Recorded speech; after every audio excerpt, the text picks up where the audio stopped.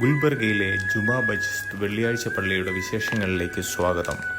വാറങ്കലിലെ കബായ നായകന്റെ പരാജയത്തെ തുടർന്ന് ഗുൽബർഗയിൽ തലസ്ഥാനം സ്ഥാപിച്ചതിന്റെ സ്മരണയ്ക്കായി 1367 ബഹുമനി സുൽത്താൻ മുഹമ്മദ് ഷാ ഒന്നാമനാണ് ഈ പള്ളി പണിതത്.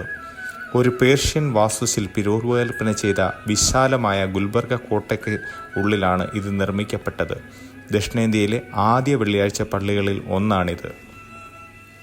ഈ സമുച്ചയത്തെ യുനെസ്കോ അതിൻ്റെ താൽക്കാലിക പട്ടികയിൽ ഉൾപ്പെടുത്തി 2014 ലോക പൈതൃക സെറ്റായി മാറുകയും ചെയ്തു.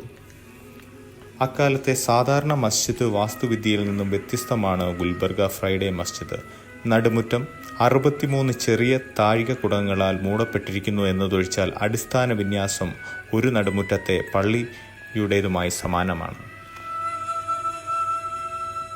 പള്ളിയിൽ മിന്നാരങ്ങളില്ല. പകരം മസ്ജിദിന് ഓരോ കോണിലും 4 വലിയ താഴികക്കുടങ്ങളുണ്ട്. 4 പുറംഭിത്തികളിൽ 3 സൂര്യപ്രകാശത്തിന് തുറന്നതാണ്.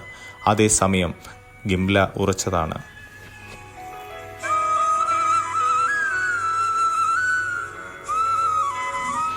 മസ്ജിദ് കോർഡോഡ കത്തീഡ്രലുമായി ചില ഡിസൈൻ സവിശേഷതകൾ പങ്കുവയ്ക്കുന്നു.